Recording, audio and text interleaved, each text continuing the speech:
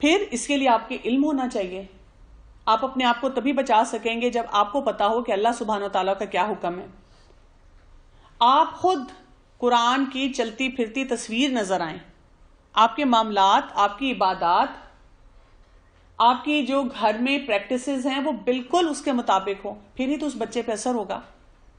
لیکن اگر ہم ہی چھوٹی چھوٹی باتوں پہ کڑ رہے ہیں، ہم ہی پریشان ہیں، ہم سے ہی اپنے معاملات نہیں سمیٹے جا رہے، ہم اپنا قرآن کتنا پڑھتے ہیں، اس پہ عمل کتنا کرتے ہیں، یہ بچے کو نظر آتا ہے. اور بچوں کے بارے میں رسول اللہ صلی اللہ علیہ وسلم نے ہمیں ایک واضح حدیث میں بتا دیا کہ بچہ تو فطرت پہ پیدا ہوتا ہے، یہ تو اس کے والدین ہیں جو اس کو کوئی دین دیتے ہیں. دوسری بات کیا آ گئی؟ پھر آ گیا کہ اپنے گھر والوں کو وَأَهْلِيكُمْ نَارًا. اب ہمارا سیکنڈ رول آتا ہے. سیکنڈ رول کیا آتا ہے؟ بچے کی تربیت کرنی ہے. اب ہم نے گھر والوں پہ کام شروع کرنا ہے، بچوں پہ بھی کرنا ہے، ہسبینڈ پہ بھی کرنا ہے، رشتہ دار، سسرال والے، میکا، ان پہ بھی کام کرنا ہے. اس کے لیے کیا طریقے اختیار کرنے ہیں. یہ کام ہو نہیں سکتا جب تک ہم سٹیبل مائنڈیڈ نہ ہو. خالی غصے میں بیٹھنے سے، کوئی بچوں کو ٹی وی دکھا رہا ہے اور آپ نہیں دکھانا چاہ رہے اور ہم کچن میں زور زور سے چمچے مار رہے ہیں، کمرے کے دروازے ٹھا ٹھا بند کر رہے ہیں، اس سے تو نہیں یہ کام ہوگا. آپ کو طریقہ سیکھنا ہوگا، آپ کو اپنے اخلاق کو بہتر بنانا ہوگا کہ آپ کے گھر میں ہر شخص آپ کو دیکھ کے کہے ایسا اخلاق ہو، ایسا انسان ہو، اس کا دل چاہے آپ کی بات سننے کو. ہر ایک کو اس کی عزت دینی ہوگی، اس کا مقام دینا ہوگا. کیونکہ اللہ تعالیٰ نے ہمیں بتا دیا ہے اس آیت میں، اگر آپ دیکھیں تو کیا ہے کہ وہاں کیا ہے؟ وَقُودُهَا النَّاسُ وَالْحِجَارَةُ. وہاں پہ جو ایندھن ہے، پتھر بھی ہیں اور انسان بھی ہیں، چھوڑا نہیں جائے گا کسی کو. اور وہاں پہ اس کے اوپر جو فرشتے ہیں وہ بڑے سخت قسم کے ہیں. یہ کوئی مذاق نہیں ہے کہ ہم اس کے بارے میں سوچیں نہ. اور اسی لیے اور کیا ہے، جو اللہ نے حکم ان کو دے دیا وہ اس کے مطابق بڑی سختی سے عمل کرتے ہیں. میں کبھی کبھی جب بچوں کے اسکول جاتی ہوں، جیسے پی ٹی ایم ہے، اور میں دیکھتی ہوں کہ ایک ماں 5 نمبر کے لیے، 3 نمبر کے لیے پیپر کھول کے بیٹھی ہوئی ہے، بار بار پوچھ رہی ہے یہ نمبر کیوں کٹ گئے. اتنی پریشانی ہے اس کو کہ اس بچے کو اسمبلی میں، کلاس میں کوئی سٹیٹس نہیں دیا جا رہا. اس وقت میں بڑا سوچتی ہوں، کیا یہ ماں اتنی ہی پریشان ہے اپنے بچے کی آخرت کے لیے اگر وہ نماز نہیں پڑھا رہی؟ کیا وہ اتنی ہی پریشان ہے اپنی آخرت کے لیے اگر بچے کو اس نے یہ سکھایا کہ غیبت کرنی ہے یہ نہیں کرنا؟ صغیرہ گناہ، کبیرہ گناہ اس کی نوعیت کو سمجھ رہی ہے، بچپن سے اپنے بچے کے اندر یہ چیز ڈال رہی ہے کہ اصل چیز تو یہ آنی ہے آگے. ٹیچر سے پوچھتی ہے نمبر کتنے آئے، کتنا پڑھتا ہے کلاس میں، اور اگر کہتی ہے ہلکا سا کہ میرا بچہ نا شرارتی بہت ہے، مجھے لگتا ہے اسکول میں بھی مس بیہیو کرتا ہوگا، تو ٹیچر بہت آرام سے کہتی ہے نہیں، اگر آپ کا بچہ نمبر اچھے لے رہا ہے آئی ڈونٹ مائنڈ، بے شک شرارت کرے، بے شک بلی بنے، کوئی فرق نہیں پڑتا، دیکھیں نمبر اگر اچھے لے رہا ہے تو مجھے کوئی اعتراض نہیں ہے. تو ماں بھی بہت خوش ہو کے اٹھ جاتی ہے کہ چلو شکر ہے نمبر تو لے رہا ہے. ہمیں اتنی ہی سنجیدگی کے ساتھ اپنے بچوں کی آخرت کا سوچنا ہے، بہت سنجیدہ ہو کے. دنیا کی کوئی ڈگری رہ بھی گئی تو خیر ہے، کتنے سال کی زندگی ہے، 80-90 سال، وہ تو گزارا ہو جائے گا، لیکن آخرت میں گزارا نہیں ہوگا. بچہ تو فطری طور پہ نیک ہے، بچہ تو فطری طور پہ اللہ تعالیٰ کی پہچان رکھتا ہے، ہم نے صرف اس کو مزید گروم کرنا ہے. لیکن ہمارا ہی مسئلہ ہے کہ ہم سب سے پہلے ٹوئنکل ٹوئنکل لٹل سٹار سکھاتے ہیں، پھر ڈانس کرنا سکھاتے ہیں، پھر اگر میرے جیسی ڈاکٹر ہو جو نظر آ جائے کہ شاید دیندار لگ رہی ہے اس کے سامنے نعت سنواتے ہیں، اور اگر کوئی ماڈرن لکنگ ڈاکٹر بیٹھی ہو تو اس کے سامنے ڈانس کرواتے ہیں کہ میرا بچہ کتنا ٹیلنٹڈ ہے. ہم خود ہی اپنے بچے کو ڈسپیرٹیز دیتے ہیں، خود ہی اپنے بچے کو ایسی سوچ دیتے ہیں کہ وہ صحیح چل نہ سکے. اس کے ساتھ ہمیں یہ حدیث بھی یاد رکھنی ہے، یہ بچے ہمارے لیے صدقہ جاریہ ہیں. رسول اللہ صلی اللہ علیہ وسلم نے کہا تھا نا کہ جب کوئی ایک انسان فوت ہو جاتا ہے تو اس کے نیک اعمال کا سلسلہ یا وہاں تک سارا سلسلہ منقطع ہو جاتا ہے. صرف اس کو 3 چیزیں پہنچتی ہیں: صدقہ جاریہ، نفع بخش علم جو وہ اپنے پیچھے چھوڑ گیا، اور نیک اولاد جو اس کے پیچھے دعا کرتی رہتی ہے. ہم میں سے کتنے لوگوں نے اپنے بچوں کو اس راستے پہ لگایا ہے کہ ہمارے بچے نیک ہوں، نیکی کے ساتھ کام کریں. اس کے بارے میں بھی سوچا کہ یہ ہماری انویسٹمنٹ ہے. ہم کیا سوچتے ہیں, اکثر لوگ کیا کہتے ہیں کہ یہ بچہ میرے لیے کیا ہے, بڑھاپے کا سہارا. ہوتے ہیں بڑھاپے کا سہارا؟ ہوتے ہیں؟ کبھی بھی نہیں ہوتے. جب آپ بڑھاپے کا سہارا بنائیں گے, آپ کا فوکس ہی غلط تھا. دیکھیں جب آپ غلط کام کریں گے نا, غلط ڈائریکشن میں جائیں گے, اس کا رزلٹ نہیں آئے گا وہ جو آپ چاہ رہے ہیں.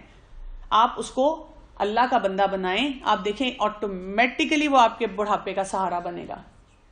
کیونکہ اس کو جب یہ پتا ہے کہ اللہ تعالیٰ نے کیا کہا ہے, وَبِالْوَالِدَيْنِ إِحْسَانًا, وہ خود یاد رکھے گا کہ میں اپنے والدین کے آگے اف نہیں بول سکتا, مجھے اپنے والدین کے ساتھ کیا طریقہ کار کرنا ہے. لیکن اگر ہم نے اس کو بچا کے ہی رکھا بڑھاپے کے لیے, تو پھر کیا ہوگا, پھر کچھ بھی نہیں ملے گا, پھر ہم پچھتائیں گے, اور اس وقت جب ہم پچھتائیں گے ہمیں کچھ بھی حاصل نہیں ہوگا.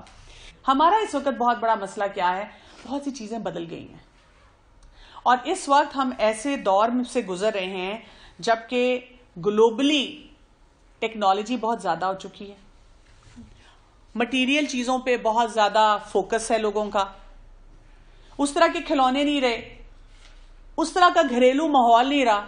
ہر ایک کے ہاتھ میں ٹیبلٹ پکڑی ہوئی ہے, ہر ایک کے ہاتھ میں کمپیوٹر ہے, ہر کوئی اپنی ہی زندگی میں مگن اور مست ہے.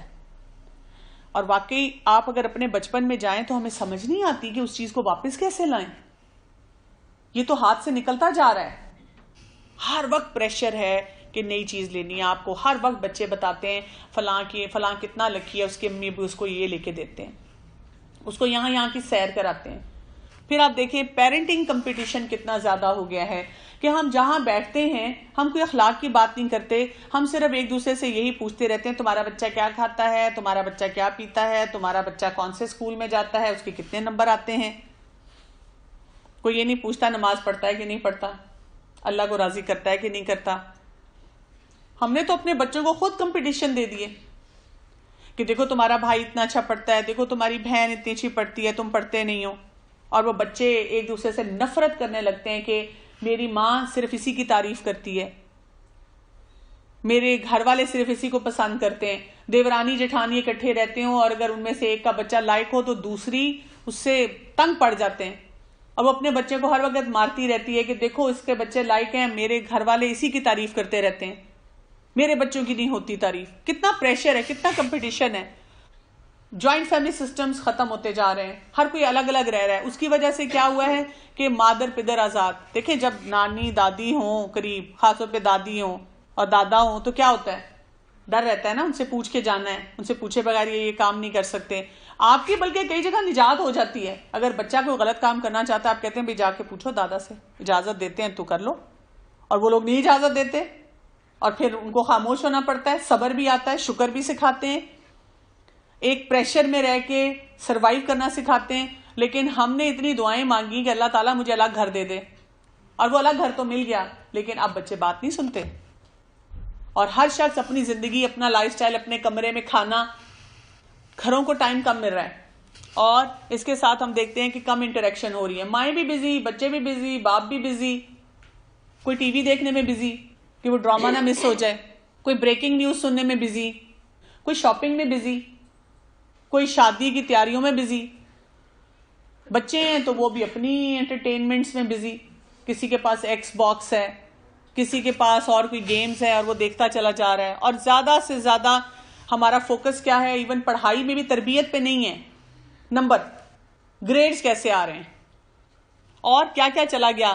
وہ گیمز چلی گئیں جو ہم کھیلتے تھے, نیم پلیس تھنگ اینیمل, کاغذ پکڑا اسی پہ کھیل رہے ہیں.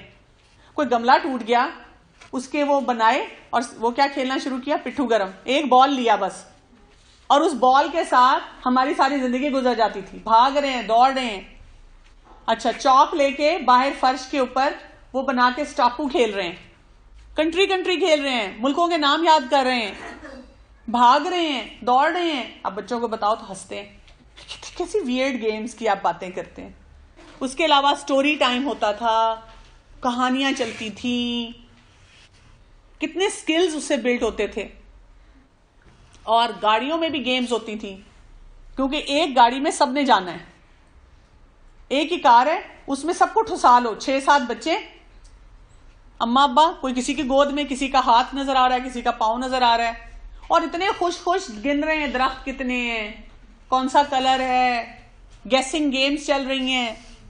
اور کھلونے اتنے سادے سادے ہوتے تھے جو ہم استعمال کرتے تھے، اور کتنے کتنے سال تک استعمال کرتے تھے. ایک بچے کا کھلونا دوسرا پھر تیسرا بڑے فخر سے بتاتے تھے یہ میں نے 8 سال پہلے بڑے بچے کے لیے لیا تھا، اب چھوٹا بھی استعمال کر رہا ہے.